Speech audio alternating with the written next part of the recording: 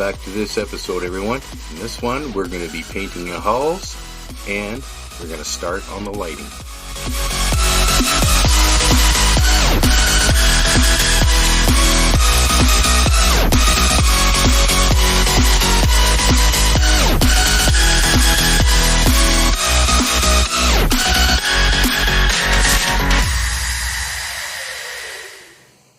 Okay, before I do any painting, I'm going to be using this. It's just a regular sponge, but it has like that sandpaper grit all over it, different grit levels. You can get these at a paint store. That's where I got this. I went in there, I saw this, going, hey, this would be perfect for my model making. And I'm just going to go over all the windows here to get rid of all the extra little stuff that's stuck to the windows. And then after that, I can start painting. I'm not really sure what grit this is, but it's pretty fine. And this is even finer on this side. And then you got grit on the sides here as well. This is a heavier grit here.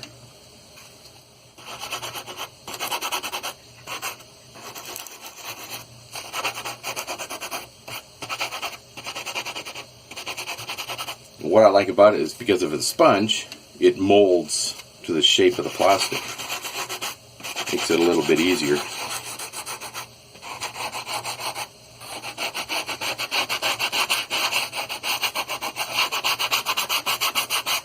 It's just as abrasive as any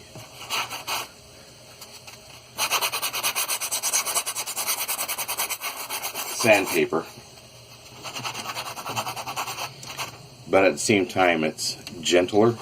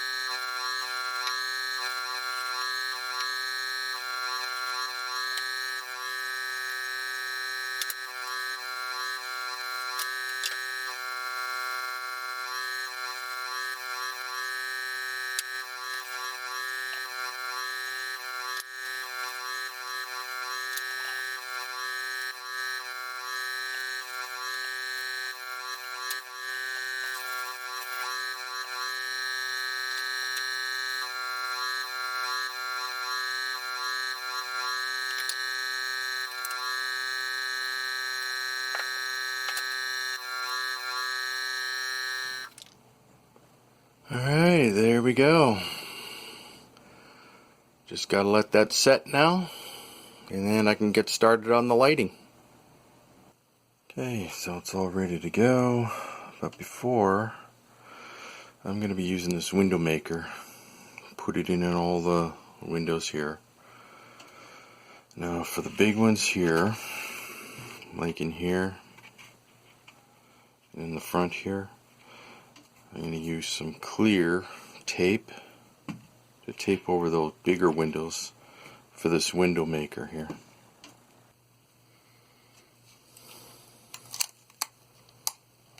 Don't need very much. Just put it down as flat as you can get it.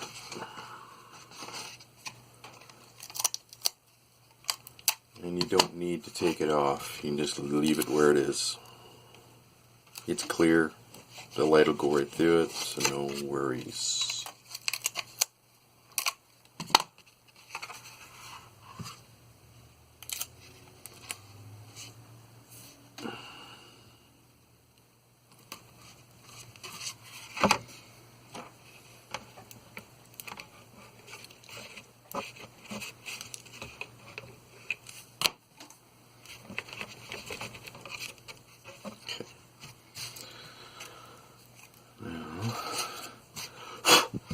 Started on this.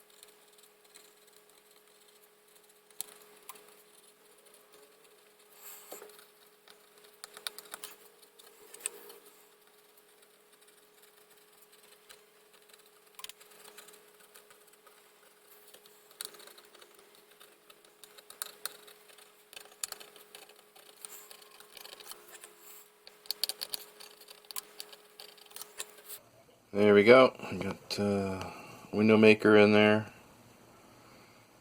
Looks not too bad. Just got to finish everything, all the other windows off. When it dries, it's going to sink down a little bit, so I just layer it up, layer it up, layer it up until it's relatively flush with the rest of the hull. Got the window maker finished. I just got to let all these dry now. And then I'm going to start the lighting on the primary hull here. Alright, now we are ready to make armature in here to put all the lighting in. So I got these here that are going to be used for it. Each one of these styrene segments here are going to go on here in kind of like a diamond formation, and then all the lights are going to be connected to it. Right now I need to make like the little pads, the legs that they're going to be connected to first. Okay, I got the little pads here. Using my trusty glue gun.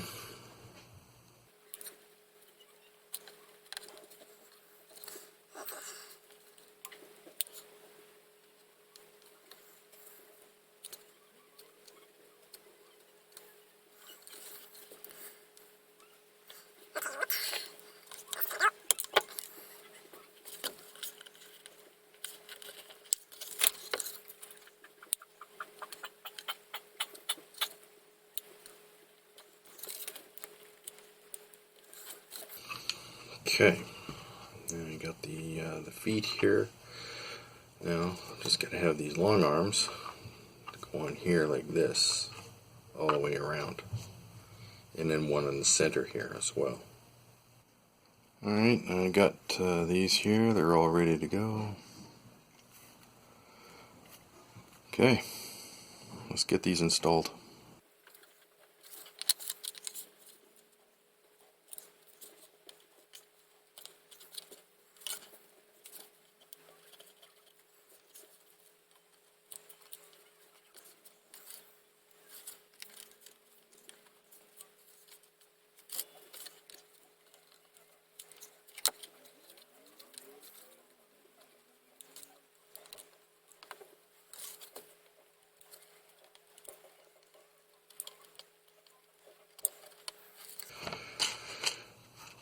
Okay, now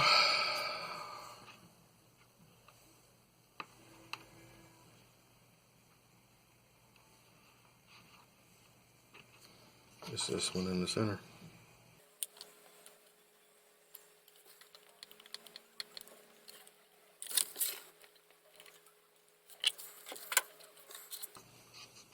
Alright, there we go.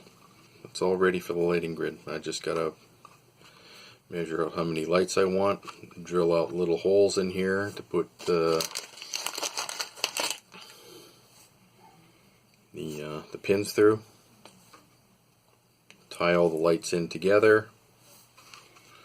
So you can have a 3 here, 2, 3, 2, 1, 1, and probably have another one over here to light up this area back here. So, okay. Okay, got the holes all drilled out all the way around.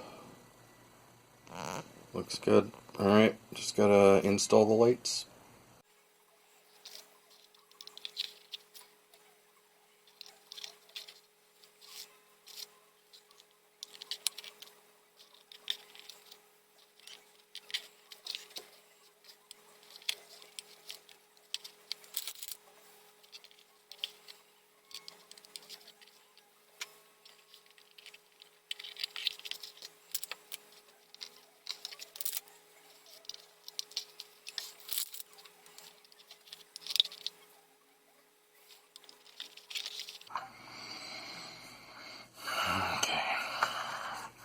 Now, I'm not putting them all the way in because I need to be able to adjust the lights up and down until I get it just right. Now I just got to tie all the pins in together. I got all of these connected now. Let's do a quick lighting test. I'm just going to use a 3-volt power source to start with. Ultimately, both halves of the ship, or the whole ship itself, are going to be run on a 6-volt power source. How about that? Not bad. And eventually, once I get the power plug in here, I'll probably have a light here and here to light up the aft section here, which is these portions of the lighting in here. But yes, this looks very promising. It's coming along quite nicely. One thing I can't say enough of is do not throw these snipped off pins. Keep them, because I use these to connect all the lighting in here, and it saves on a whole lot of wiring, and it looks a little neater. Also, another thing I can't stress enough is, as you're building along, always do lighting tests. Even if it's just a small section like this, or smaller, light test, light test, light test.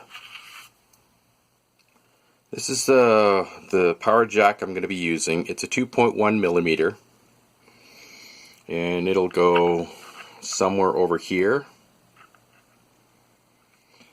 So what I got to do is I got to find a good location, probably around here. I'll take a look at my other model to find out exactly where I put the hole. It's probably going to have to be on an angle here, because as the hull comes up and over, you want to make sure you got enough room for the pins here and the wiring that comes off the pins. So it's probably going to go right around in here, but I'll double check that with my other model that I got. So I checked the other model, and the pinhole is right in this area here, just below this. Okay, so I'm going to drill up this section here.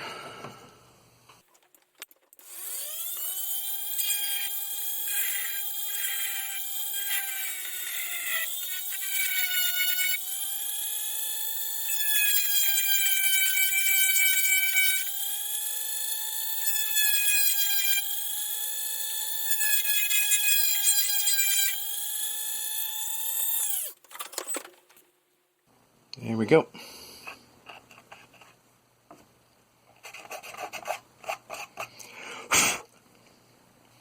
Okay, I'm going to need a little something a little bit stronger than normal.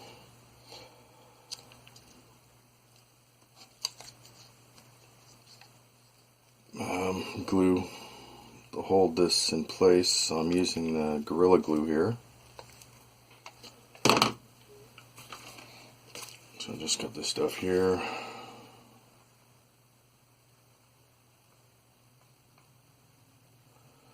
Gonna need this to hold that plug in place. The last thing I need is the plug popping off. So I'll let this hold. I'm gonna rough up the area here a little bit.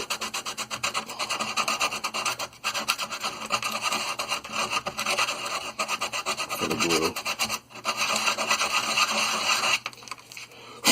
I'll repaint it afterwards. Another thing I need to do is put the plug in here. Put this on over top so this can be held in place so it won't move as I glue.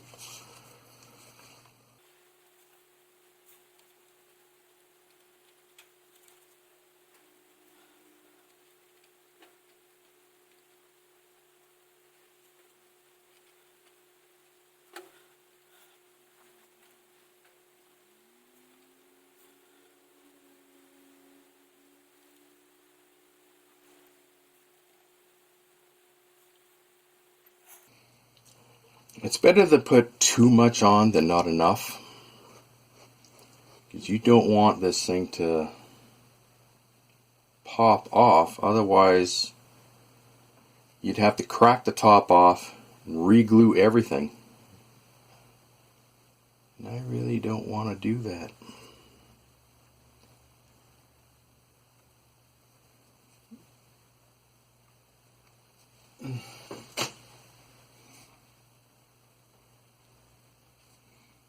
So I goop the glue all the way around it, so it locks this power plug in place. You rough up the plastic first so the glue has something really hard to stick to or to grab onto. And then later on, after it dries, we'll go back and paint it silver again.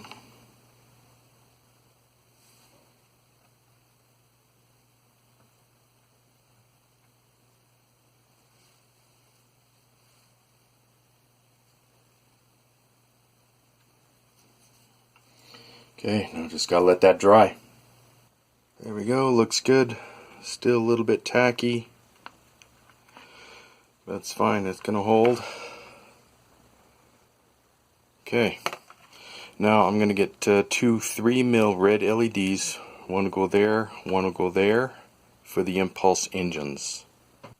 Not bad. Okay, now I gotta build a cap to put over top so that the red LED doesn't interfere with any of the lights or the windows that are close to it. Now, one thing you have to remember about the red LEDs is they just love to suck up the juice, so you have to put resistor on these. So I'll tie these two together, put a resistor on it, and everything will get tied into the rest of this lighting over here. Okay, now I got the red LEDs tied in together.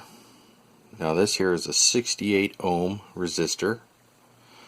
I just put it like that just for a test. got the red LEDs tied into this main line in here, and I'm going to start using a 6-volt power supply. There we go. Looks good. And those are plenty bright enough. Okay, got the caps here done. But what you have to remember is when you go to put them down, there's a inside lip here on the model. So you can't go all the way up here to the very edge. You have to go back a fair amount. And also you have to take in consideration the angle of the hull. So I might have to shave the top of this back just a little bit to follow the angle of the hull. So these would go up about here, in and out.